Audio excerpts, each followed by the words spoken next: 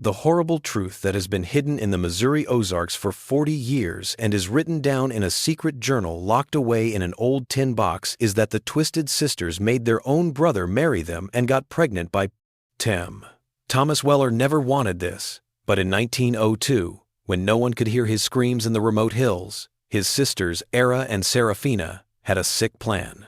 They needed kids to keep the family name alive, and Thomas was the only man on their land.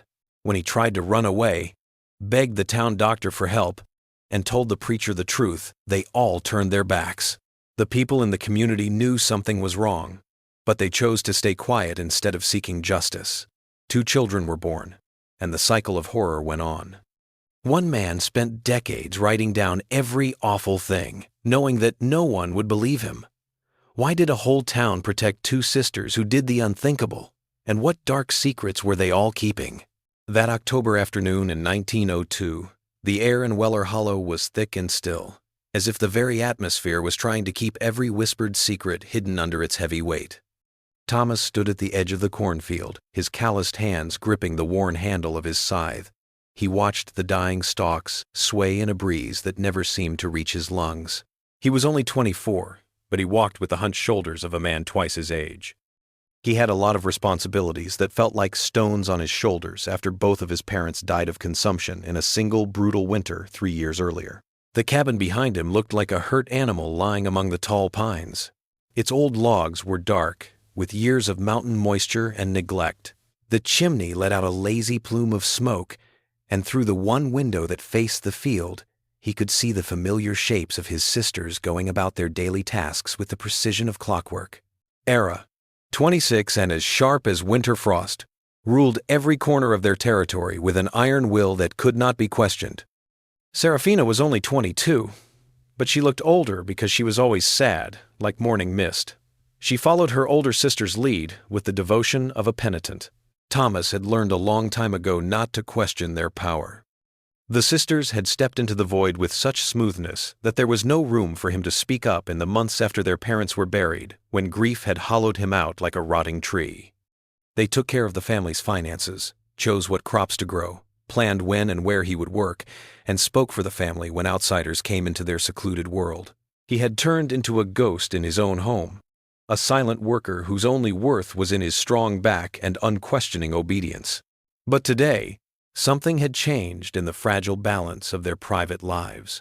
Era's strong voice was missing from the morning routine. Instead, Seraphina's nervous fluttering and the sound of violent coughing coming from the sisters' shared bedroom could be heard. When Thomas went inside for lunch, he saw Seraphina pacing the main room like a caged animal, wringing her hands and whispering prayers. "She's burning up with fever," Seraphina whispered, her pale eyes wide with worry that seemed to go beyond just being worried about her sister's health. "Been coughing since before dawn, and now she can barely lift her head from the pillow. Thomas, you have to ride into town for Dr. Finch. She won't hear of it, but I fear she's truly ill this time." The request had struck Thomas as odd. Not because she was sick, the harsh mountain winters took their toll on everyone, but because his sisters had always been fiercely protective of their privacy. Since their parents died, they had kept to themselves and avoided contact with the outside world. They politely turned down visits from neighbors and handled their rare trips to town with military-like efficiency. The sisters thought that letting Dr. Finch into their carefully guarded sanctuary, where he would ask probing questions and make professional observations, would go against everything they held dear. But when Thomas tried to bring these up, Seraphina had cut him off in a way that was very unlike her. "Don't ask me questions, Thomas. Just do what I say and get the doctor before nightfall." Her voice was full of desperation, and it sounded almost like fear. His old mare had to be careful as she picked her way along the rutted mountain paths that were their only way to get to town. It took them almost 2 hours to get there. "Doctor?" Alistair Finch had been tending to a merchant's colicky infant when Thomas finally located him, and the physician's weathered face had registered surprise at seeing one of the reclusive Weller siblings seeking help. But he had gathered his medical bag without question and followed Thomas back into the mountains as the afternoon shadows began to lengthen. As Thomas watched the doctor's buggy turn the last corner before their cabin, A strange feeling of unease settled in his chest like a heavy weight. Something about Serafina's behavior, about the urgency in her voice and the fear in her eyes, suggested that illness was merely the surface of a much deeper problem. The sisters had always shared secrets, using half-sentences and meaningful glances that left him out, but today their whispered meetings were full of tension that made the air seem to crackle with hidden meaning.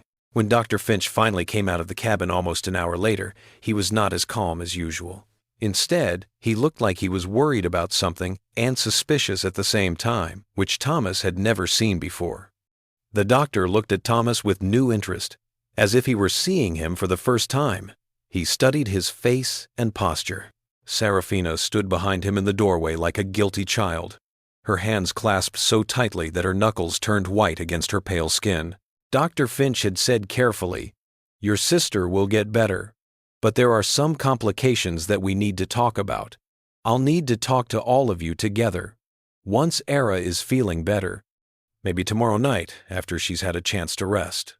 The doctor left without saying anything else, leaving Thomas alone with Serafina's nervous energy and the growing feeling that their carefully built world was about to fall apart.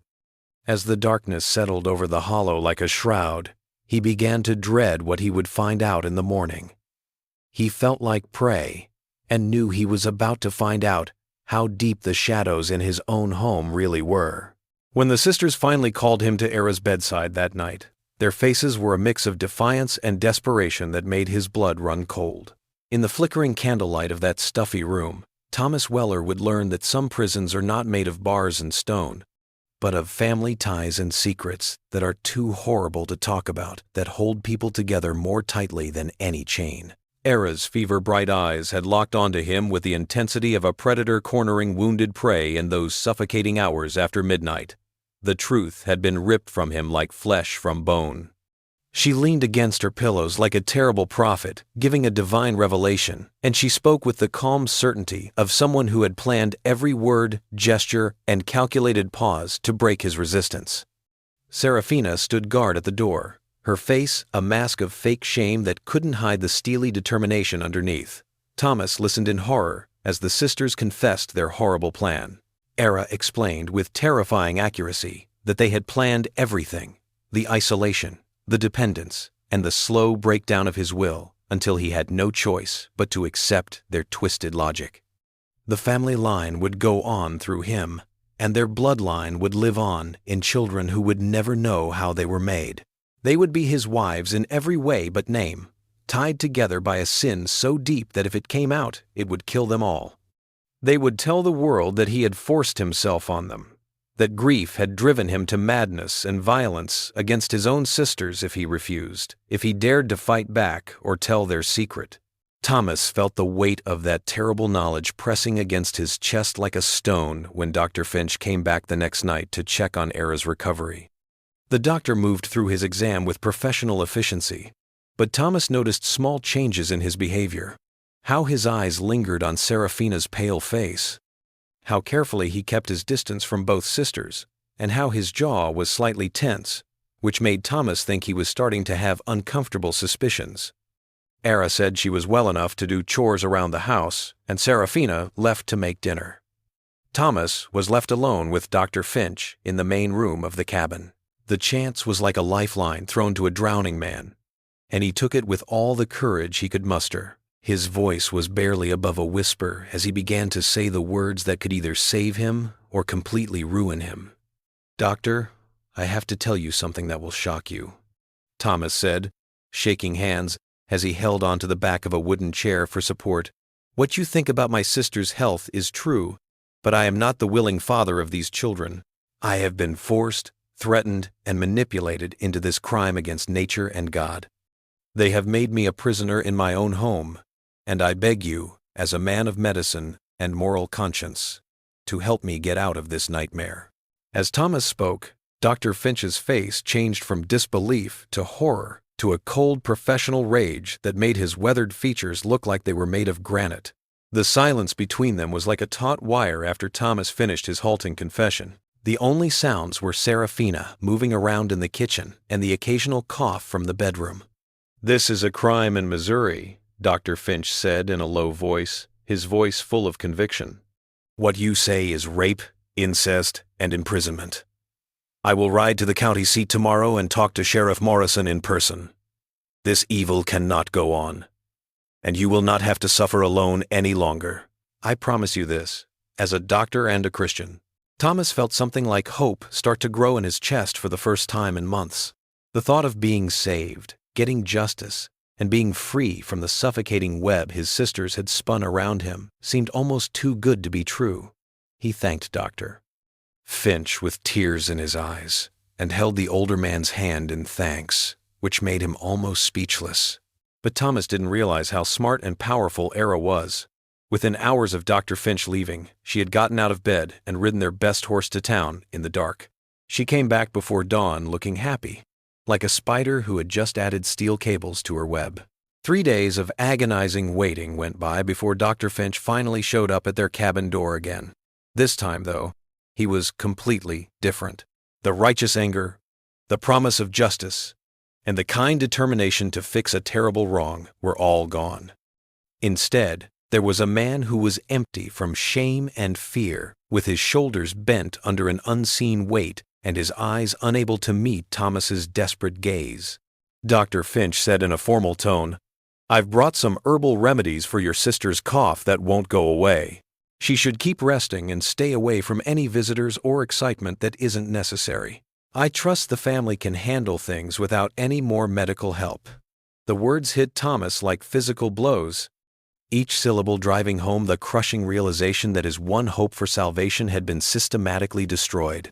Thomas grabbed Dr. Finch's arm as he was about to leave, silently begging him to stay.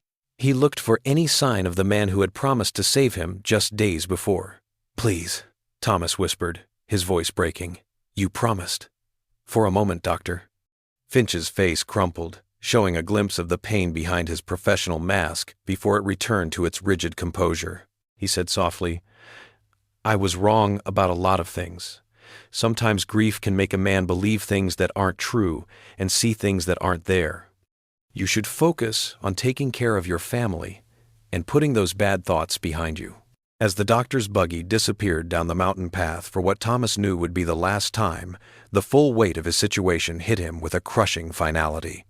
Era came out of the cabin behind him, her smile as sharp as winter ice. She put a fake tender hand on his shoulder. "You see, dear brother," she said softly, her breath warm against his ear. "The world prefers its comfortable lies to uncomfortable truths. Dr. Finch knows that his reputation, his livelihood, and even his life depend on keeping things in the right order. That order does not include listening to the wild fantasies of a man who is clearly grieving and has lost touch with reality." Thomas then understood, with a sickening sense of clarity, that his prison had no walls because it didn't need any. The bars were made from the community's willful ignorance, their instinct to keep the peace instead of seeking justice, and their desire to keep up appearances instead of facing the horror that was hiding in the shadows. He wasn't trapped by chains or locks. He was trapped by the cowardice of everyone who could have saved him, and the horrible knowledge that speaking the truth in a world built on comfortable lies would always have a terrible cost. The years bled together like watercolors in the rain, with each season blending into the next. By the time Thomas could tell the difference between 1904 and 1906, the only thing that set them apart was the slow changes in the two small faces that now shared their suffocating world. Silas, Era's son, had his mother's sharp mind and calculating gaze. Even at the age of 3, he watched the adults around him with an unsettling intensity that made it seem like he understood a lot more than a child should. Lily was born to Serafina in the spring of 1905. She was so gentle that it seemed like a miracle that she had grown up in the poisoned soil. Her big dark eyes followed Thomas with a trust that cut through his heart like broken glass.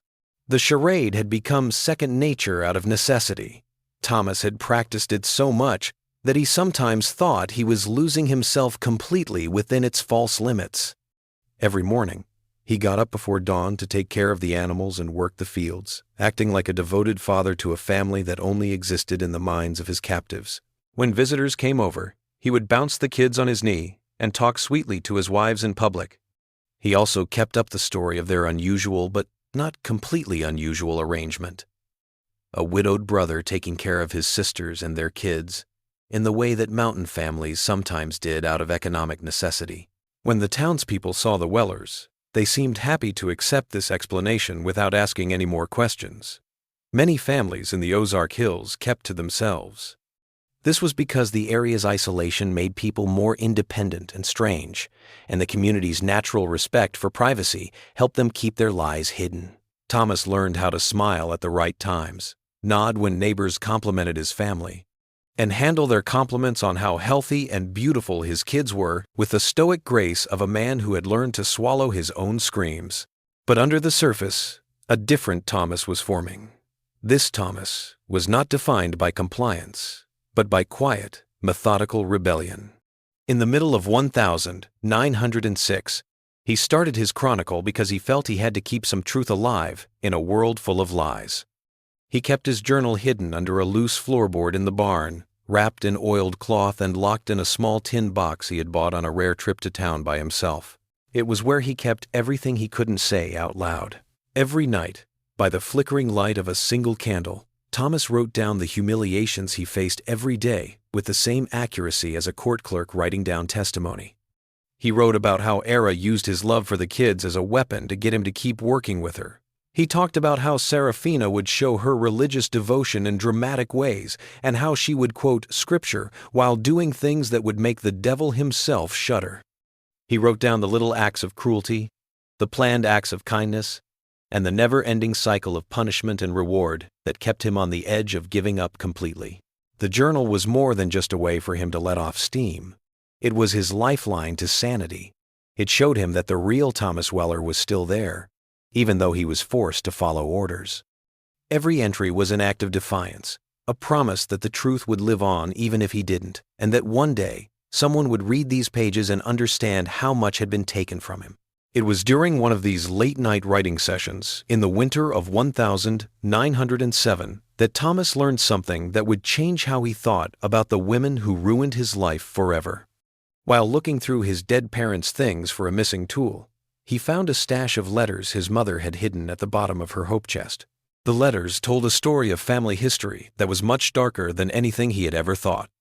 The letters, written in his maternal grandmother's spidery hand, showed that she was a very cruel and manipulative woman who ruled her household through fear and mental torture. Thomas read more and more horrified about his mother's childhood, how she was purposely kept alone, how her spirit was systematically broken, and how twisted lessons about feminine power had been passed down to her like a poisoned inheritance. His grandmother thought that men were only there to be controlled and used, that children were hers to shape however she wanted, and that any resistance to women's authority was a sin against the way things should be. The last letter in the collection was written not long before Thomas's grandmother died. It was a long manifesto that scared Thomas to his very core. The old woman made her beliefs clear, as if they were religious. Women were the real power in any family. Men were weak and needed to be managed for their own good, and the family line had to continue at any cost. She had told him that his mother understood what real feminine strength was, and that she was sure that these lessons would be passed down to future generations. The letters were scattered across the rough wooden floor of the barn, and as Thomas sat there in the flickering candlelight, he felt the ground beneath him shifting like sand. The revelation didn't make his sister's actions any less bad. Nothing could do that, but it did make them look even worse. Era and Serafina weren't just monsters who chose to be evil for no reason. They were the result of a horrible upbringing that turned them into monsters who hurt others. The discovery made his hatred even more complicated, which Thomas found almost too much to think about. How could he keep his righteous anger against women who had been systematically broken down and rebuilt in a cruel way since they were very young? How could he tell the difference between the criminals and the victims when they were both clearly stuck in patterns of behavior that had been ingrained in them before they were old enough to fight back? But even though he began to understand this, Thomas knew it didn't change anything about his own situation. No matter if his sisters acted out of planned evil or inherited compulsion, he was still their prisoner, and his children were still the innocent victims of a horrible crime. He felt like a stone was pressing down on his chest, and the truth about his family's poisoned legacy would die with him unless he found a way to keep it alive. The weight of that responsibility grew heavier with each passing day. Thomas made a silent promise to himself that would keep him going through the dark years to come, that no matter what happened or what he had to go through, the whole truth would stay buried like a seed, waiting for the right time to break through into the light. In the bitter winter of 1909, hope came to the Weller Hollow on the back of a black mare. The rider had the kind of burning righteousness that Thomas hadn't seen since his father was alive. Reverend Marcus Blackwood was everything the established clergy in their mountain community was not. Young where they were old, passionate where they were complacent, and had an outsider's clarity that cut through the comfortable lies that had long kept the guilty safe from punishment. The new preacher took over the pulpit at Mercy Baptist Church with the zeal of a crusader claiming the Holy Land. His first sermon was a loud declaration of war against the sins that were hiding in secret places where God's judgment couldn't see them. Thomas had gone to that first service with his fake family. From the back pews, he watched as Reverend Blackwood's blazing eyes swept across the congregation like searchlights looking for darkness. For the first time in 7 years, he felt something stir in his chest that might have been hope. 3 weeks later, Thomas rode to town by himself, pretending to be buying supplies for the spring planting. He saw Reverend Blackwood in the small study behind the church, bent over his Bible and concentrating as hard as a scholar trying to figure out old mysteries. When Thomas knocked softly on the door, the young preacher looked up with eyes that seemed to see right through to a man's soul. Thomas knew that this was finally someone who might have the moral courage and institutional authority to break the chains that held him down. "Reverend," Thomas said, his voice breaking after so many years of being forced to be quiet, "I have come to confess a sin that is not mine, but which has become my burden to bear. What I am about to tell you will shock you to your very core, but I pray you will listen with the compassion of Christ and the wisdom of Solomon, for I am a man drowning in evil, not of my making." Reverend Blackwood put down his Bible and listened in horror as Thomas told him the whole horrible story. The threats, the coercion, the systematic destruction of his will. The children born of sin and raised in a house built on lies. When he couldn't find the right words, Thomas showed him pages ripped from his secret journal. These were real proof of his suffering, written in his own hand, and showed years of mental and spiritual torture. The young preacher's face went through disbelief, shock, and finally, a huge rage that seemed to fill the small study like the wrath of God himself. Reverend Blackwood stood up after Thomas finished his confession and put both hands on the desk in front of him. His knuckles were white from how hard he was holding on, and his voice shook with barely contained rage. The preacher said, "This is an abomination before God," and his words had the weight of God's judgment. "What you describe is not just sin. It is a perversion so deep that it threatens the very foundation of Christian society. I will not let such evil continue to fester in my congregation, hidden from the light of truth and justice. This coming Sunday, I will expose this wickedness from the pulpit itself and let God's judgment fall where it may." For 6 days, Thomas was on edge and excited, almost to the point of euphoria. The thought of finally being seen as a victim instead of a criminal and of being publicly vindicated gave him an energy he hadn't felt since he was a kid. He pictured the moment when Reverend Blackwood would stand in front of the whole congregation and tell the truth that had been hidden for so long, exposing the sisters' crimes and freeing Thomas from their lies. But Thomas had forgotten that it was impossible to keep secrets in the small, closed-off world of mountain communities, and that his sisters' network of influence reached far beyond the borders of their own hollow. While Mrs. Agnes Hartwell, the pastor's housekeeper, was cleaning the church floors, she heard the end of Thomas's confession through the thin study door. She told Martha Clemens, whose sister worked for the Wellers sometimes, about it within hours. By nightfall, Era and Seraphina knew everything. The sisters moved like generals carrying out a battle plan. They showed up at Mercy Baptist Church on Saturday night just as Reverend Blackwood was getting ready to give his sermon of condemnation. Their faces were streaked with tears, and their voices shook with fake pain. They told the shocked preacher that they had come to warn him about their brother Thomas, who was grieving the death of their parents and whose mind had become unrecognizable over time.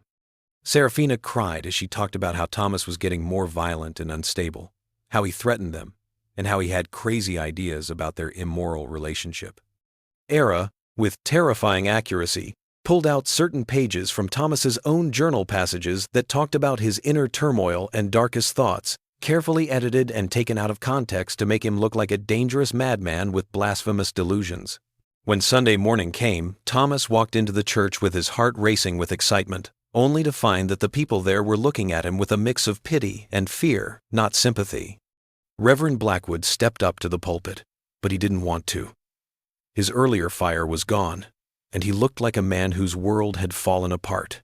When he started to talk, Thomas didn't hear the trumpet call of justice he had been hoping for. Instead, he heard a slow, confused ramble about how false accusations can be dangerous and how we should be kind to people who have been through a tragedy. The people in the church murmured their agreement and nodded wisely as the preacher stammered through what was clearly a planned apology.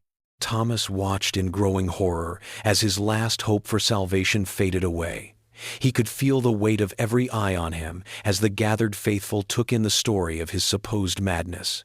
When Mrs. Patterson, who was old, leaned over and said something nice about poor, adult Thomas, he finally realized that the fight was over before it even started. As the service came to an end and the people left, giving him looks of pity and suspicion, Thomas felt something break inside his chest, like a bone breaking under too much weight. Afterward, Reverend Blackwood came up to him with tears in his eyes and a voice that was barely audible as he apologized for his terrible mistake in believing such wild accusations against two such godly women. The ride back to the Paz Hollow was a blur of crushing despair, with Thomas's sisters on either side of him like prison guards leading a condemned man to his death. Era smiled at him with a cruel smile that seemed to light up the dark as they finally got to the cabin. Her voice was soft with fake sympathy as she dealt the final blow. "See, dear brother, even God's servants would rather hear a comfortable lie than an uncomfortable truth." The years that followed felt like a slow death. Each year settled over Weller Hollow with the weight of all the silence that had built up, until Thomas could barely remember who he had been before his spirit broke completely under the crushing certainty that he would never be saved. He was 58 years old in 1942, and he was a hollow shell of his former self. His shoulders were always bent, not from hard work but from the weight of carrying truth that no one would ever believe. His eyes had the distant look of a man who had learned to live completely in the fortress of his own mind. At 38, Silas was a brooding young man. His mother's sharp mind had turned into bitter cynicism that affected every interaction he had with the outside world. He didn't say much, but he worked the farm with mechanical precision and carried himself with the cold precision of someone who had inherited Era's ability to manipulate people's emotions without ever knowing where it came from. When his neighbors sometimes talked about how devoted he was to his aunts and called him a good example of family loyalty, Silas would nod with the practiced smile of someone who had learned to act normal while feeling nothing inside.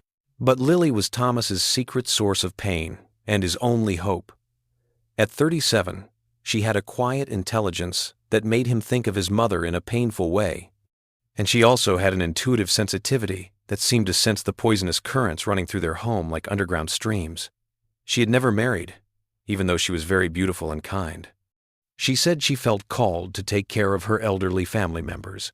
Era and Serafina thought this was a good decision, but Thomas saw it as proof of how much their sins had hurt an innocent person. The sisters had become something like the witch-like creatures from mountain folklore. Their faces were sharp from decades of cruelty, and their voices had the power of women who had never faced real opposition to their will.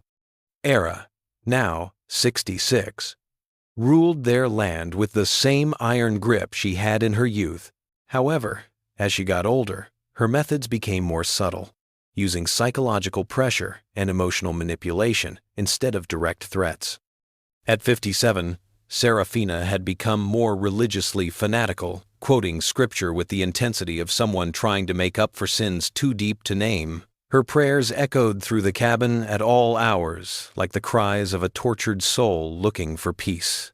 Thomas had kept up his secret diary through all these years of boring routine, with the same dedication as a monk copying holy texts. But his purpose had changed from begging for help to something much deeper: the careful preservation of truth for the only people who really mattered. He wrote in a precise, almost clinical way, as he recorded not only the daily humiliations and small acts of cruelty, but also the whole psychological structure of their sick household. He wrote for Silas and Lily because he knew that one day they would need to know the truth about where they came from and how much their father had to pay to keep that truth alive. When the consumption started to take over in the winter of 1942, Thomas felt something like warm water wash over him, almost like relief. The disease that had killed his parents finally gave him the way out that neither bravery nor fairness could. He lay in the small bed where he had spent so many sleepless nights, listening to his captors talk in hushed tones. He didn't feel angry. He just felt a quiet sense of satisfaction that he had been able to keep something valuable safe in the face of so much darkness. It was a cold February morning, and snow was falling steadily outside the cabin windows. Thomas called Lily to his side. He was breathing in short gasps, and each word took a lot of effort, but his eyes were clear for the first time in years.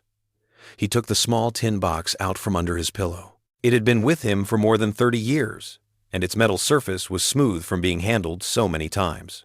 "Don't open this until after my funeral," he said, pressing the box and a small brass key into her shaking hands. "This has the truth about our family, your birth, and everything that has happened in this house since before you were born. I need you to promise me that you won't open it until you're alone and can read it without being disturbed." Lily's eyes filled with tears as she held the strange box, feeling how important it was even though she didn't know what was inside. "I promise, Papa," she whispered, using the name she had always called him as a child. "But what am I supposed to do with what I find inside?"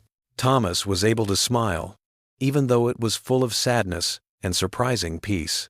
"Do what your conscience tells you is right, child. Do what will finally set you free." 3 days later, they buried Thomas Weller in the small family cemetery behind the cabin. The frozen ground didn't want to give way to their shovels, and Era and Serafina put on their last act of grieving sisterhood.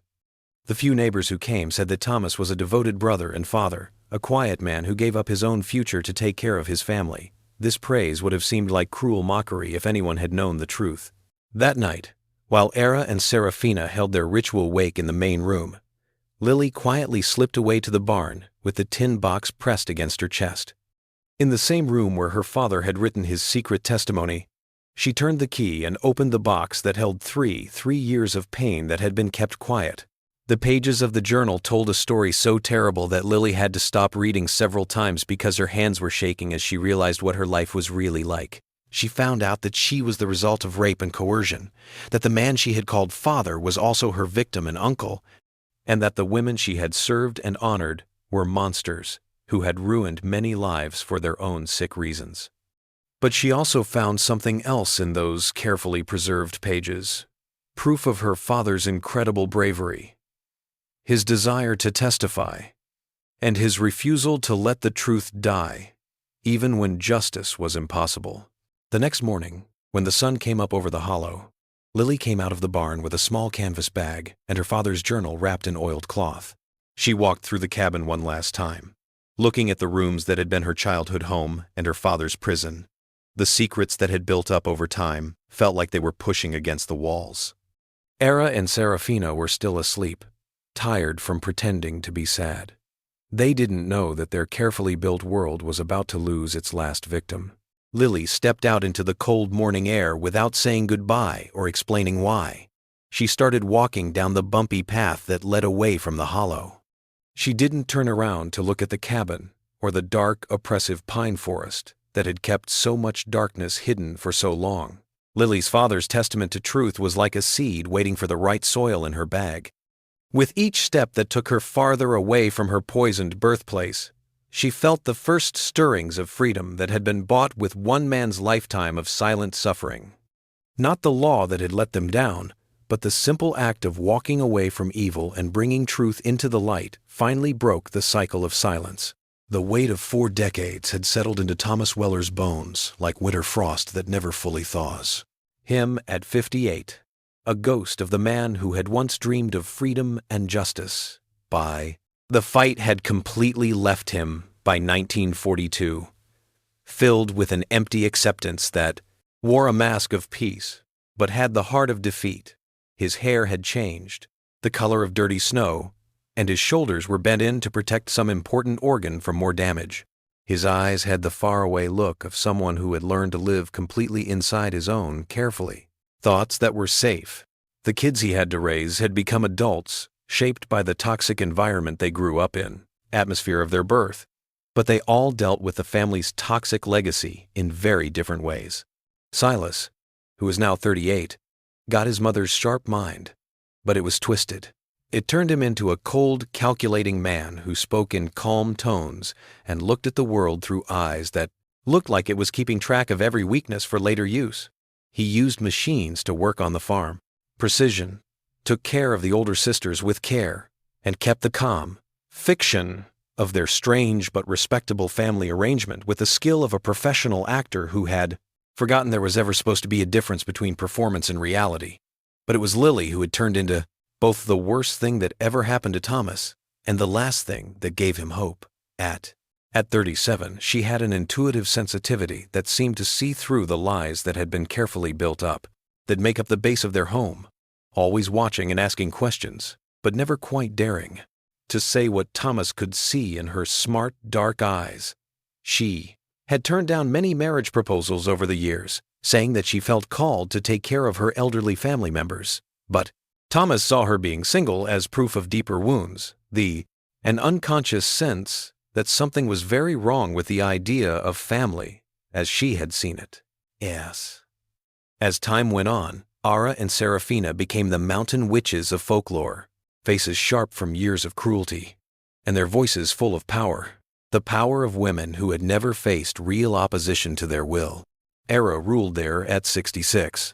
Isolated domain with the same iron grip she had had as a child, though her methods had become more subtle and psychologically advanced, depending on emotional manipulation and the careful use of guilt instead of open threats. Serafina, now 57, had become more religiously fanatical, and her prayers could be heard all over the cabinet all the time, like the desperate pleas of someone asking God for forgiveness for sins that are too deep to admit.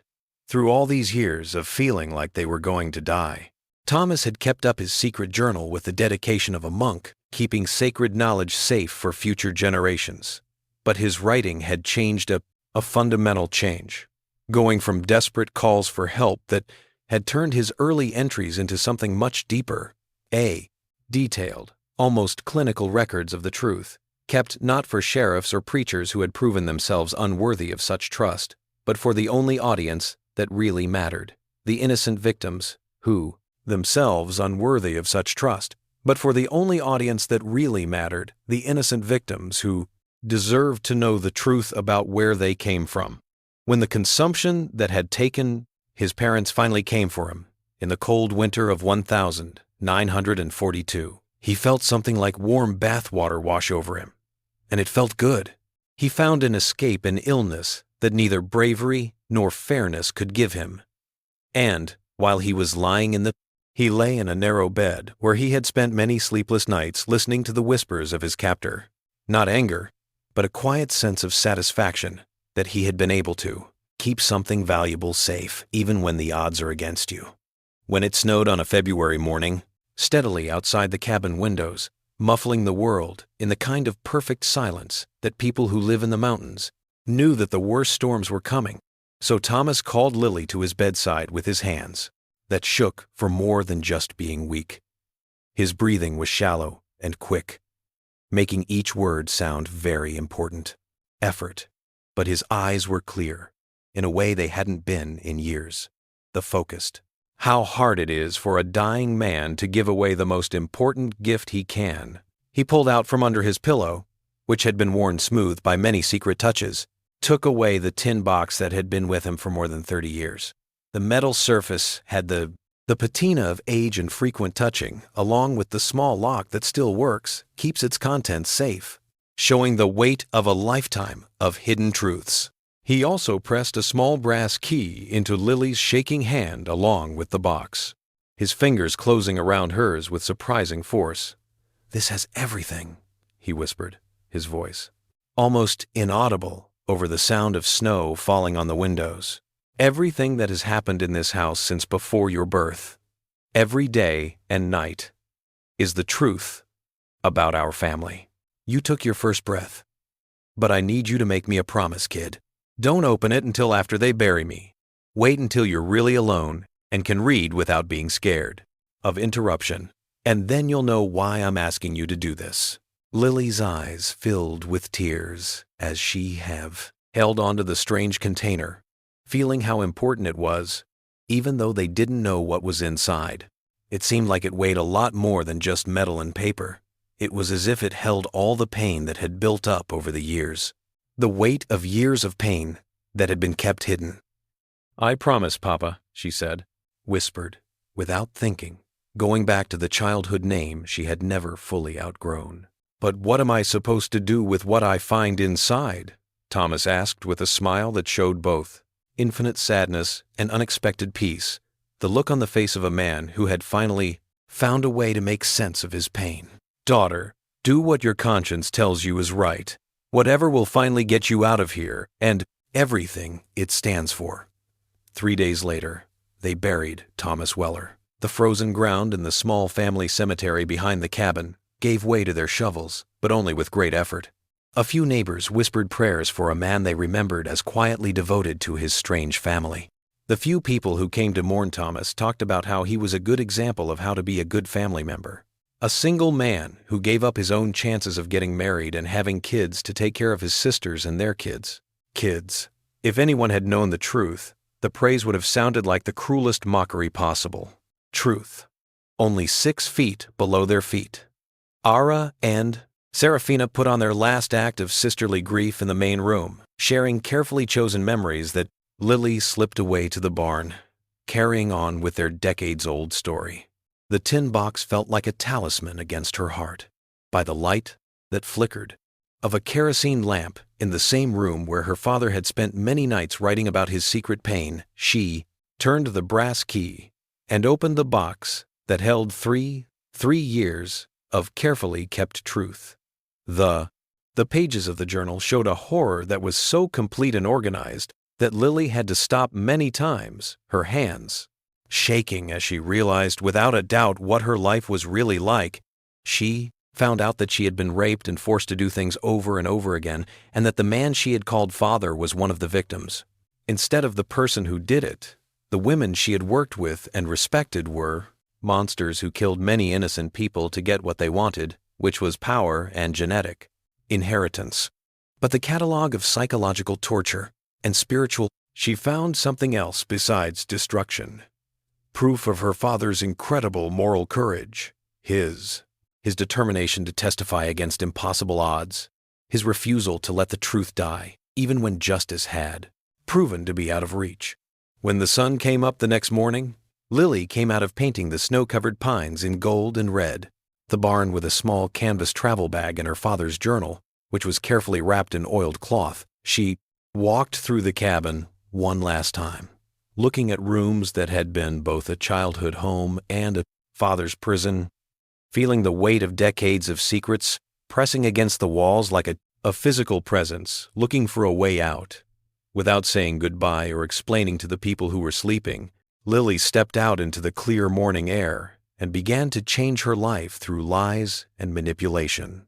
Walking down the rutted dirt road that led away from the hollow and toward whatever lay beyond the mountain forest's heavy grip, she didn't stop to look back at the cabin or the tall pines that had kept so much darkness hidden for so long in her bag. Her father's will was like a seed, waiting for the right soil, and with each step that took her farther away from the poisoned ground where she was born, she felt the first signs of freedom that had been bought with one man's life of suffering in silence.